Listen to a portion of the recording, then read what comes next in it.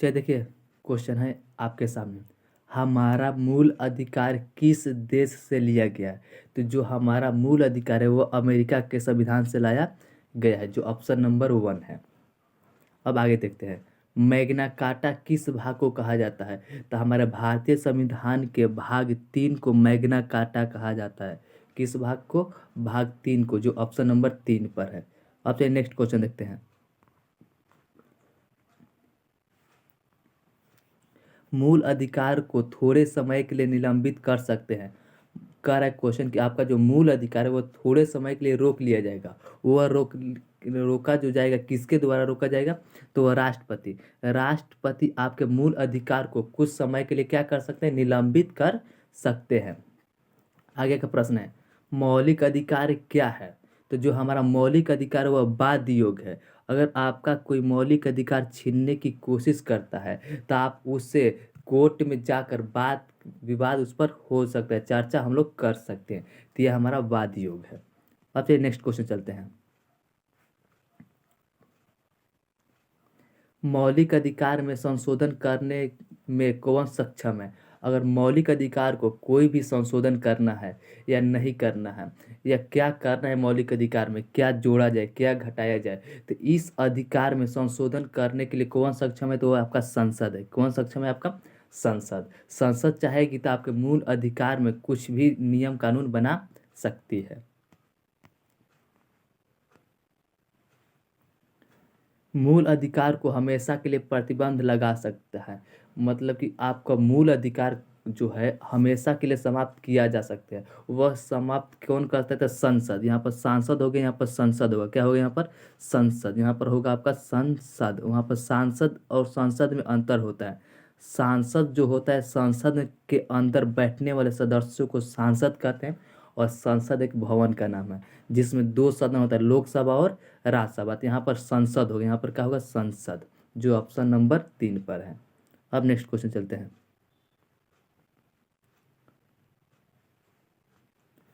मूल अधिकार की चर्चा किस अनुच्छेद में है? मतलब कह रहा है हमारा कि जो हमारा मूल अधिकार है उसकी चर्चा अनुच्छेद कहाँ से कहाँ तक है या किस अनुच्छेद में है? तब 12 से 35 तक, जो अनुच्छेद 12 से 35 तक है वह हमारा मूल अधिकार की चर्चा है। अब आए क्वेश्चन, अस्पृश्यता का अंत मतलब छुआछूत का अंत, मतलब कोई भी व्यक्ति समाज में बिना भेदभाव के रह सकता है, यह किस आर्टिकल के अंतर्गत बताया गया है? तो आर्टिकल 17 यानी आर्टिकल 17 के अंतर्गत आपको बताया गया है कि आप किसी भी व्यक्ति से छुआछूत नहीं कर सकते हैं।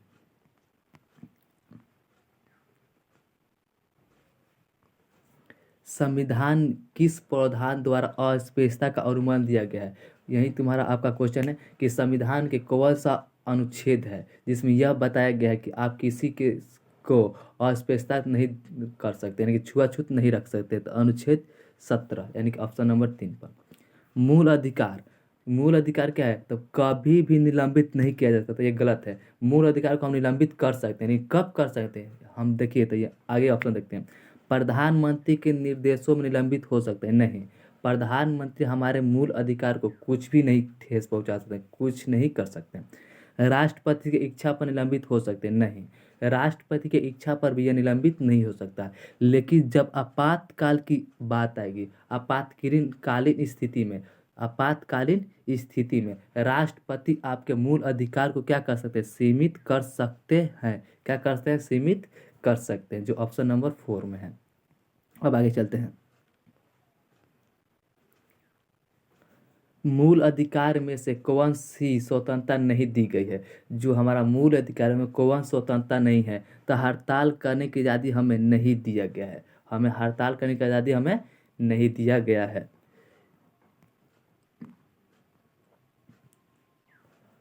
मूल कौन से मूल अधिकार केवल भारतीय नागरिक के प्राप्त हैं? कह रहा है क्वेश्चन कि संविधान में बहुत सारे मूल अधिकार है 12 से 35 तक। तब 12 से 35 तक आर्टिकल के अंतर्गत कौन मूल अधिकार है जो केवल भारतीय लोगों को प्राप्त है? तो अनुच्छेद 15, 16, 19 और 29, जो ऑप्शन नंबर 1 पे है। यही केवल जो आपका है भारतीय व्यक्ति को प्राप्त है। अगर अदर कंट्री से कोई व्यक्ति भारत में आता है तो उसको ये सब अनुच्छेद, उसको भेदभाव उससे हम लोग कर सकते हैं। बाकी हम 15, 16, 19 और 29 केवल भारतीय लोगों को ही प्राप्त है।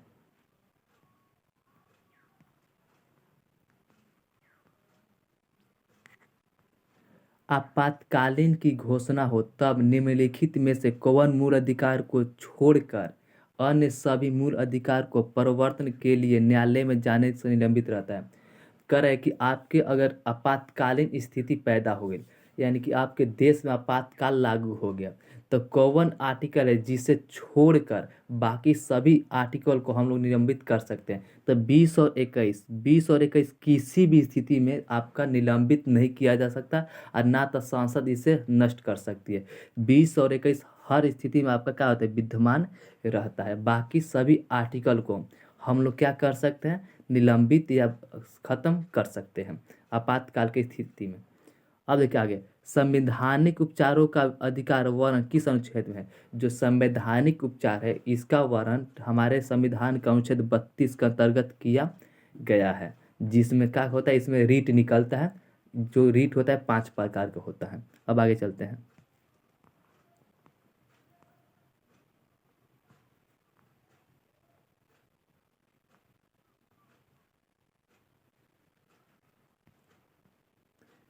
है क्वेश्चन है, अल्पसंख्यक के हितों की रक्षा कौन सा अनुच्छेद में है। यहाँ पर करें, जो भी हमारे देश में अल्पसंख्यक है उसको रक्षा करना है। वह रक्षा करने के लिए हमारे संविधान के किस अनुच्छेद में बताया गया है। तो ये अनुच्छेद आपको 27 में बताया गया है कि 27 में, सॉरी दोस्तों, 27 में अनुच्छेद 29 में बताया गया है कि अल्पसंख्यकों को हितों का करना है, रक्षा करना है। कि जो आपके देश में अल्पसंख्यक हैं, जैसे यहाँ पर जहाँ हिंदू अधिक है तो मुस्लिम का है कम है, तो सिख कम है, तो इन सबों को हम क्या करना है, रक्षा करना है। ये अनुच्छेद 29 कहता है, क्या कहता है कि हमारे अल्पसंख्यकों के जो भी हित है उन्हें क्या करना है, रक्षा देना चाहिए। अब देखें, अब हम कुछ भाग 3 पर चर्चा कर लेते हैं। भाग 3 पर चर्चा करते हैं। अब देखिए, इसको अच्छे से देखिए।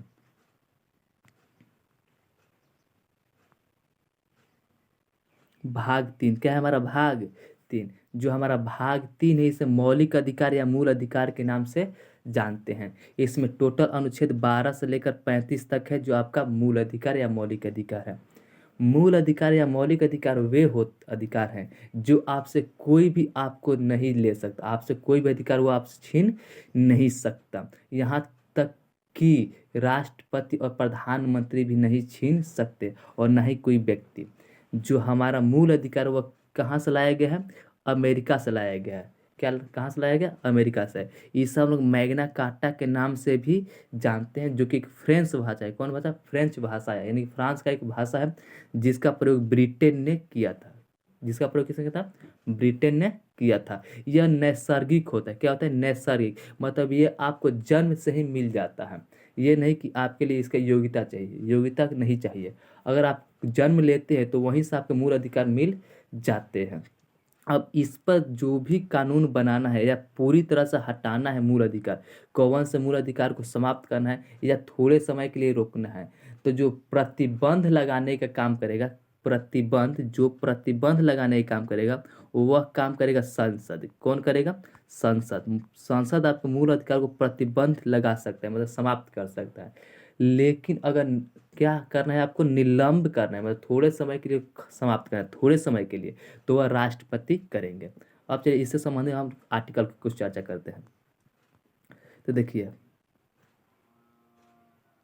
आर्टिकल 12 परिभाषा। इसमें परिभाषा दिया गया है, किसी परिभाषा की, यहाँ पर राज्य की परिभाषा दिया गया है कि आपका राज्य जो है आपके मूल अधिकार को नहीं छीन सकता। जो राज्य है आपका मूल अधिकार को नहीं छीन सकता, अनुच्छेद 12 में बोला गया है। अनुच्छेद 13 देखिए क्या कहता है, अल्पीकरण। क्या कहना है, अल्पीकरण, मतलब ये कहता है कि संसद कोई भी कानून बनाए उससे कोई फर्क नहीं पड़ता है, लेकिन ऐसा कानून संविधान में नहीं रहना चाहिए या नहीं बनेगा जो हमारे मूल अधिकार के ठेस पहुंचाए। अगर वह कानून संसद बना देती है जिससे हमारे मूल अधिकार जो है उसको प्रभावित होता है, तो सुप्रीम कोर्ट उस अधिकार को या उस कानून को क्या करेगा, समाप्त कर देगा। क्योंकि जो मूल अधिकार का रक्षक है, मूल अधिकार का रक्षक सुप्रीम कोर्ट एवं हाई कोर्ट दोनों को कहा जाता है। अगर मूल अधिकार में कहीं भी हमको थोड़ा सा भी इधर या उधर कहीं दिक्कत आई तो हम सीधे सुप्रीम कोर्ट में जा सकते हैं या हम हाई कोर्ट में भी जा सकते हैं। इसी कारण से कहा गया है कि जो मूल अधिकार का रक्षक है सुप्रीम कोर्ट एवं हाई कोर्ट को कहा जाता है। तो अल्पिकांश समझ गए। अनुच्छेद 12 में क्या बताया गया, तो यहाँ परिभाषा दिया गया कि कोई भी स्टेट आपको मौलिक अधिकार को नहीं छीन सकता। अनुच्छेद 13 में अल्पीकरण किया, मतलब कि आप कोई भी ऐसा कानून नहीं बना सकते जिससे हमारे मूल अधिकार को ठेस पहुंचती है, या हम लोग पहले से कोई कानून बना है जिससे मूल अधिकार को ठेस पहुंचे है तो वह भी कानून हम लोग नहीं रख सकते हैं। अब देखिए आगे, समानता का अधिकार, मतलब हर एक जगह से इक्वालिटी बताएगा कि हर लोग क्या है, समान है। उसकी चर्चा 14 से लेकर 18 तक है, अनुच्छेद 14 से 18 तक है। तो अनुच्छेद 14 देखिए, विधि के समक्ष समानता। ये कहता है आपको कि विधि मतलब कानून के नज़र में सभी लोग का है समान है, ना कोई ज़्यादा बड़ ना कोई ज़्यादा छोट। आपके लिए भी कानून सेम होगा और आपसे बड़े जो हैं उनके लिए भी कानून का होगा, सेम होगा। तो ये क्या है आपका, विधि के समक्ष का है तो हमारा समानता है। अनुच्छेद 15 देखिए, जाति धर्म लिंग जन्म स्थान वंश के आधार पर समानता। आप ये का अनुच्छेद कहता है कि आप किसी के जाति धर्म या लिंग या जन्म स्थान या वंश के आधार पर उसका भेदभाव नहीं कर सकते कि वह हिंदू धर्म से है, हम मुस्लिम धर्म से हैं, वह सिख धर्म से है, तो इसमें हम कोई भेदभाव नहीं कर सकते हैं। अगर भेदभाव करते हुए पकड़ा गया और वह सबूत के साथ आपको सुप्रीम कोर्ट में चला गया तो आपको आप वहाँ पर दोषी पाए जाएंगे। तो ये कहता है जाति धर्म लिंग और जन्म के स्थान पर किसी से हम भेदभाव नहीं कर सकते हैं। अब यह है आपका अनुच्छेद 16, आर्थिक नियोजन के आधार पर समानता। ये आर्थिक नियोजन का मतलब है कि सरकारी नौकरी में सभी को समान अधिकार दिया गया है। सभी को क्या दिया गया है, समान अधिकार दिया गया है, चाहे वो कोई भी जाति कोई भी धर्म कोई भी लिंग हो, उसके क्या है, समान अधिकार दिया गया है। लेकिन यहाँ बात आती है आरक्षण के। तो आरक्षण ये जो है इसलिए दिया गया है क्योंकि जो समाज के छोटे कद के जो लोग हैं वह समाज में तो एक हेय की दृष्टि से देखे जाते हैं। अगर सरकार भी उसे कुछ लाभ न दे तो वह और नीचे कद पर चले जाएंगे। इसीलिए पॉजिटिव वे में हम कहा देते हैं, आरक्षण देकर उस समाज को हम लोग ऊपर की ओर लाते हैं। तो यहाँ पर यह बात हुई है कि आरक्षण की बात। अनुच्छेद 16। अनुच्छेद 17 का कहता है अस्पृश्यता, मतलब छुआछूत का अंत। आप किसी से छुआछूत नहीं कर सकते, यह अनुच्छेद 17 कहता है। अनुच्छेद 18, उपाधि का अंत, मतलब कि आप अपने मन से कोई भी उपाधि नहीं लगा सकते। जैसे मैं अपने नाम का कोई भी उपाधि, विलियम तो लॉर्ड्स तो वायसराय, ये सब कोई उपाधि हम लोग नहीं ले सकते। लेकिन जो हमें देश से मिलता है वो उपाधि रख सकते हैं। जैसे हमने या पढ़ लिख कर जो अर्जित करेंगे, अगर हम लोग पढ़ रहे हैं कोई डॉक्टर बन गया तो अपने नाम का डॉक्टर लगा सकता है, या इंजीनियर बना तो अपने नाम पर इंजीनियर लगा सकता है। लेकिन अगर आपको कोई भारत रत्न जैसे आपको मिला भारत रत्न, तो वह आप भारत रत्न को अपने सरनेम में नहीं लगा सकते। भारत रत्न फलना सिंह ऐसे आप नहीं कर सकते हैं। बाकी आप लोग समझ गए होंगे उपाधि का अंत मतलब क्या होता है, अपने मन से कोई भी उपाधि धारण नहीं कर सकते। धन्यवाद दोस्तों। अगर आप तक अभी तक इस चैनल को सब्सक्राइब नहीं किया तो सब्सक्राइब कर दें, साथ ही बेल आइकन भी दबा दें ताकि जब हम वीडियो डालें तो उसका नोटिफिकेशन सबसे पहले आपके पास पहुंचे, और साथ ही अपने दोस्तों में ज़्यादा से ज़्यादा शेयर करें।